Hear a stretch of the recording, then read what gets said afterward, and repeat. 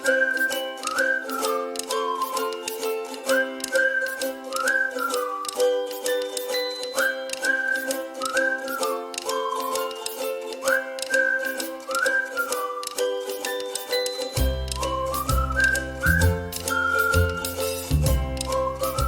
tarde a todos, né, que estão aí nos acompanhando.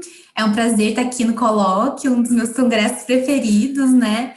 Então, meio com essa adversidade de pandemia, a gente conseguir se reunir de forma virtual, é muito maravilhoso. Bom, eu sou a Suelen, eu sou formada em design de moda, sou especialista em cultura afro-brasileira e atualmente eu estou fazendo mestrado em antropologia na Universidade Federal do Paraná. Esse texto que eu mandei para o colóquio desse ano, eu vou contar rapidamente a história dele, né? O meu campo de pesquisa é o afroempreendedorismo feminino aqui na cidade de Curitiba.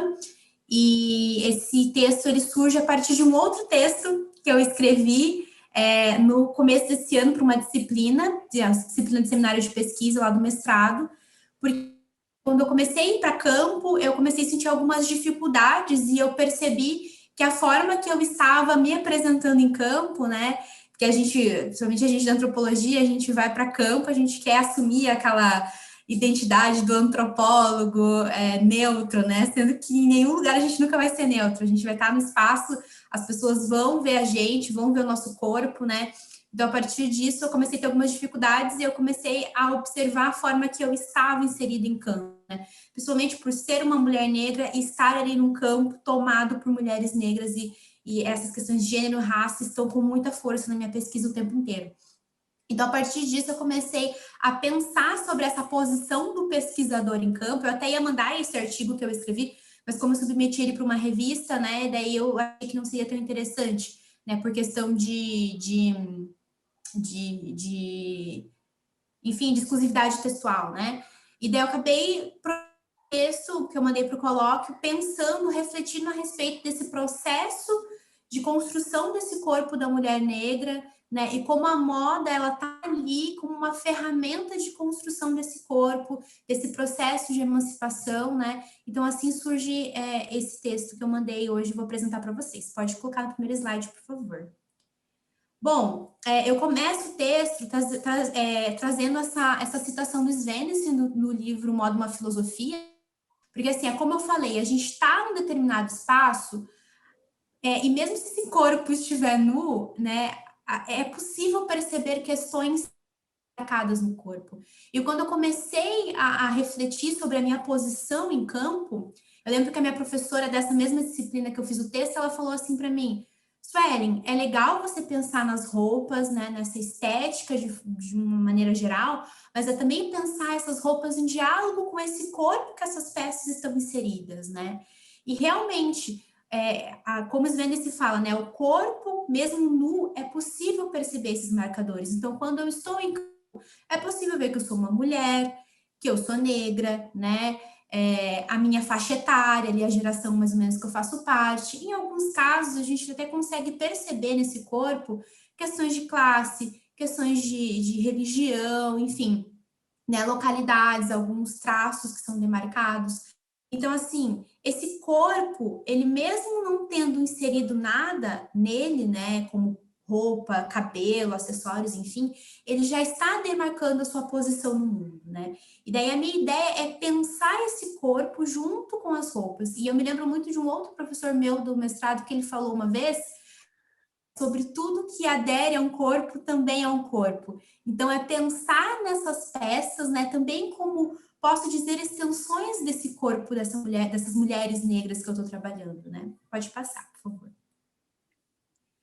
E daí eu uso uma outra autora, que é a Nilma Gomes, ela tem esse texto que ela fala sobre corpo emancipado, né, a corporeidade negra em processo de emancipação, e ela traz ali algumas ferramentas que nós, pessoas negras, conseguimos nos apropriar, de certa forma, para esse processo de emancipação corporal, né? Então, nós sabemos, aí tem um debate muito acalorado, né, ultimamente, sobre essa questão do decolonial, né, de olhar para esse processo de colonização e como nossos corpos, eles foram colonizados, né?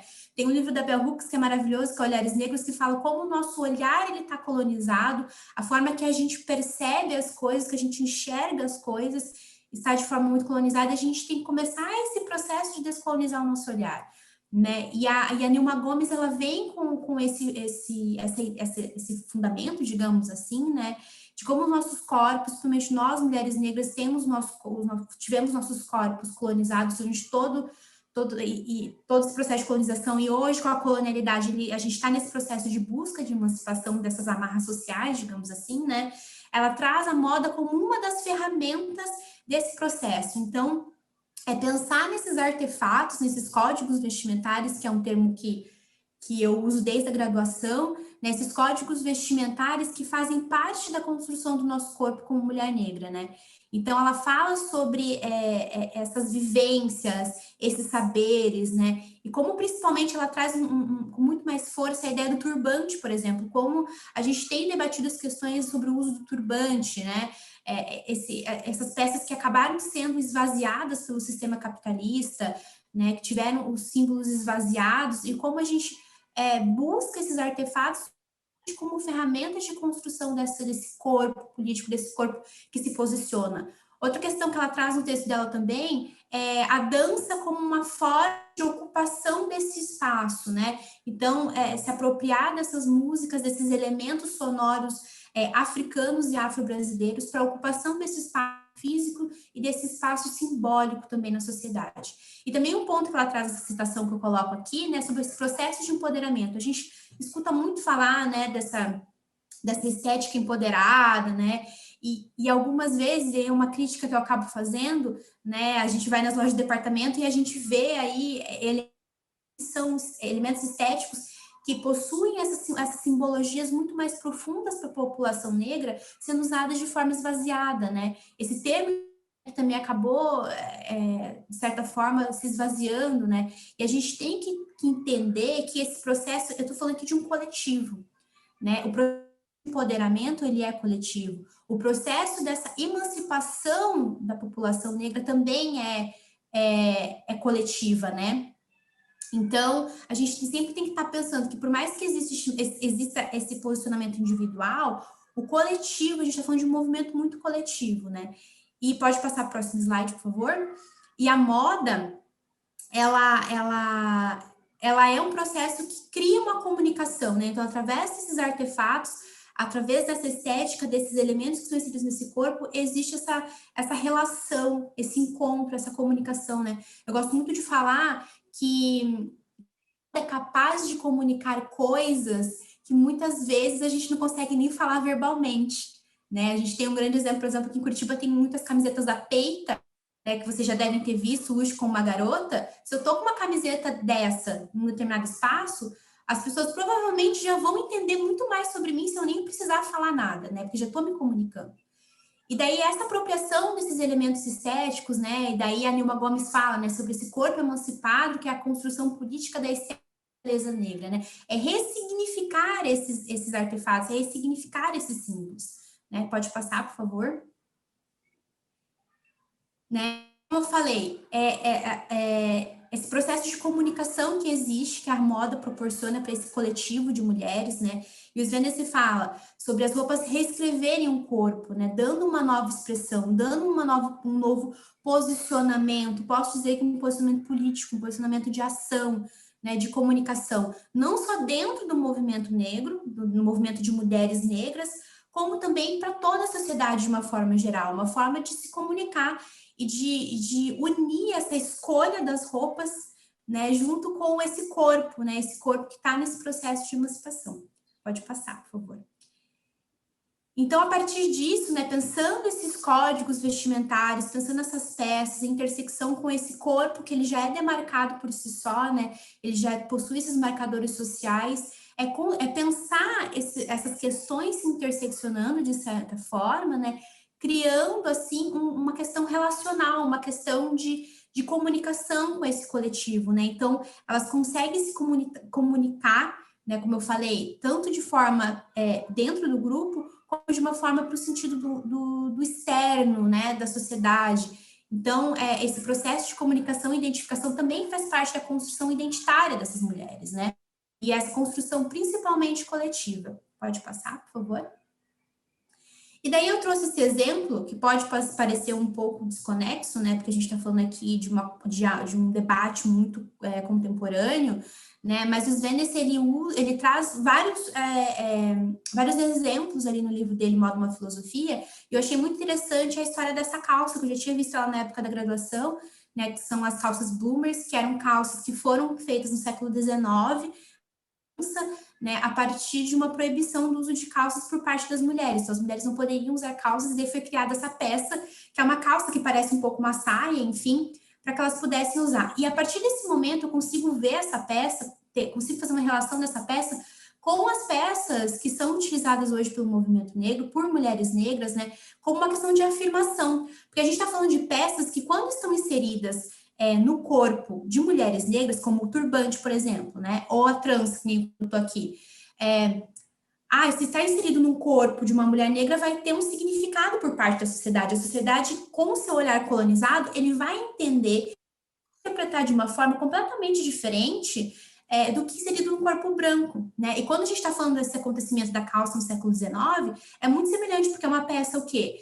Criada para os homens, né? Que quando está inserido no corpo de um homem, né? E aí a gente pensando no recorte de gênero, a peça vai produzir um significado, e quando está inserido no corpo de uma mulher, ela vai produzir um outro significado naquele momento, né? E daí, a partir do momento que elas recriam essa peça, né, ressignificam, né, melhor dizendo, essa peça, ela vai possuir uma ação política, né, até de questões corporais mesmo, de poder colocar no seu corpo aquilo que realmente você se sente à vontade de usar, né. E é uma forma também de tentar quebrar com essas amarras sociais, né, do que é roupa de menino e roupa de menina, né. Então, mesmo a gente falando do século XIX, a gente já estava vendo esse movimento. Pode passar, por favor? Então, eu tento trazer essa relação, né, lá da calça boomer do século XIX, França, é um contexto de mulheres brancas, sim, mas é uma peça que ela traz esses questionamentos de peças inseridas, a mesma peça, digamos assim, né, inserida em corpos diferentes, como produz significados diferentes, pensando principalmente no recorte de gênero, né. E quando a gente vem para o debate agora contemporâneo, de pensar também raça, né, a gente entra dentro dessa questão como eu comentei, do uso dos elementos africana, que foram ressignificados pelo movimento negro contemporâneo, né? Principalmente na questão do turbante, como a gente tem falado sobre a questão da apropriação cultural, que esse sistema capitalista, ele mercantilizou diversos elementos, e o turbante está entre tantos elementos, né? Esvaziando completamente os significados, né? E isso é uma luta que nós, o movimento negro, nós temos em relação ao uso de vários artefatos que a gente conseguiu ressignificar, a gente conseguiu trazer para os dias de hoje como ferramentas de construção da nossa identidade política, né? Então, essa questão do turbante fica muito forte. E daí a Nilma Gomes, ela fala, né, que o problema não é se a pessoa branca vai usar um turbante ou vai usar trança, enfim, né? O problema é esse esvaziamento, essa colonização do olhar em que elementos estéticos inseridos em corpos brancos e negros vão ser entendidos, vão ser vistos de formas diferentes, né? E vistos como feios, né? Então, a pessoa branca, se ela tá de dread, ela é estilosa, né? Ela tá na moda. Agora, numa pessoa negra, já vai ser vista de outra forma. Ela não toma banho, ela é fedida, esse tipo de coisa que, infelizmente, a gente acaba escutando, sem falar do nível de curiosidade que as pessoas vêm aleatoriamente perguntar como é ter dreads, como é ter tranças, como é que lava, esse tipo de coisa, né? Mas, enfim, os símbolos, eles são vistos e vendidos, entendidos de formas completamente diferentes quando estão inseridos em corpos diferentes. Pode passar, por favor. Então, o que acontece, né? Nós estamos nesse movimento de luta, né, para que a sociedade entenda esses elementos, essas peças, esses códigos vestimentares e quais são as simbologias que fazem parte para nós, pessoas negras, né? Uma vez eu fui numa oficina, não sei nem se vocês chegaram esse evento, é o Moda Documenta, não sei se existe mais, mas eu fui na edição de 2016, que foi aqui em Curitiba, e teve uma oficina de turbantes e tranças, eu participei. Eu lembro muito que a professora falou que o turbante, ele tinha uma simbologia de elevação da cabeça, elevação do ori. Eu lembro que isso ficou muito forte para mim, né? E eu vejo hoje, assim, essa elevação do Auri como realmente uma ocupação desse espaço, né? A gente está pensando nessas peças como ferramentas de ocupação, como ferramentas de comunicação, de relação com a sociedade. Pode passar. Né? E daí, já encaminhando para o final, né? Então, eu comecei a minha apresentação falando que eu me baseei, eu me inspirei no meu campo de pesquisa. Eu queria apresentar brevemente para vocês o meu campo de pesquisa, mesmo não sendo o foco principal do texto. Né? Então, aqui é uma imagem, eu pesquiso a Feira Cultural do Afroempreendedorismo na Praça Zumbi dos Palmares, região periférica de Curitiba, e daí é um espaço ocupado pela sua grande maioria por mulheres negras. E nesse dia dessa foto, foi minha primeira experiência em campo, em julho do ano passado. Para quem não sabe, dia 25 de julho é o Dia da Mulher Negra, e teve uma homenagem à organização da feira para 22 mulheres negras no movimento militante de Curitiba. E foi maravilhoso, porque elas tiveram um momento de fala e elas falaram sobre essa construção identitária delas, essa construção da identidade, e como a moda, e como o processo de transição capilar, enfim, todas essas questões que permeiam esse corpo de forma estética apareceram na vida delas. Então, foi muito interessante escutar esses relatos, né, esse processo de autoestima. Pode passar, por favor? Né? E outra questão que é muito interessante, né, porque eu tô trabalhando, a maioria das minhas interlocutoras são mulheres ali na faixa etária dos 50 a 60 anos, então elas têm uma outra perspectiva a respeito dessa construção, desse uso de artefatos, diferentes das mulheres mais jovens, né? Então tem algumas mulheres ali que tem na faixa dos 20 anos, 25 anos, é outro tipo de perspectiva, a gente vê aí a geração articulando nessa forma de entender e se posicionar. Né? E essa estética dentro do meu campo de pesquisa, ela aparece com muita força, principalmente como fruto do afroempreendedorismo, né? Então, uma das minhas interlocutoras até fala, assim, numa entrevista recente que ela deu para mim, que eu nem tive tempo de colocar no texto, né? Que no começo, elas vão se apresentar na feira, elas vão com um moletomzinho, um cabelinho preso, né? E daí, conforme elas vão ali interagindo e convivendo com outras mulheres negras, elas vão assumindo black, elas vão colocando trança, elas vão usando turbante, usando peças mais coloridas. Então, existe esse processo de transformação e essa questão relacional e de comunicação que eu citei anteriormente acontece na prática ali na feira. Pode passar, por favor? E a partir disso, né, já encerrando, né, e tem mais uma imagem da feira, né, então existem essas peças que são vendidas ali. Então, se existem essas peças que são vendidas é porque existem pessoas que estão procurando, que querem realmente se apropriar dessas peças de moda para se comunicar com o mundo e se comunicar entre elas, né? E como existe essa importância desse processo de escolha, né? Então, quando eu estou falando do meu campo de pesquisa, elas têm ali essa atenção, né? Elas começam a perceber como o coletivo está se colocando nesse espaço, né? Pensando em códigos vestimentares, e elas começam a querer também participar e se comunicar, porque esse processo de autorreconhecimento vai começar a se materializar através da moda, através dos artefatos, né? Então, a moda, ela vem como essa ferramenta de construção, ela vem como essa ferramenta de transformação, né? Esse empoderamento coletivo vai se materializar na moda, né? Assumindo essa identidade, assumindo esse corpo de forma real, né? Então, pode passar. Essas são as referências que eu usei no texto, e é isso. Obrigada pelo espaço aqui de fala.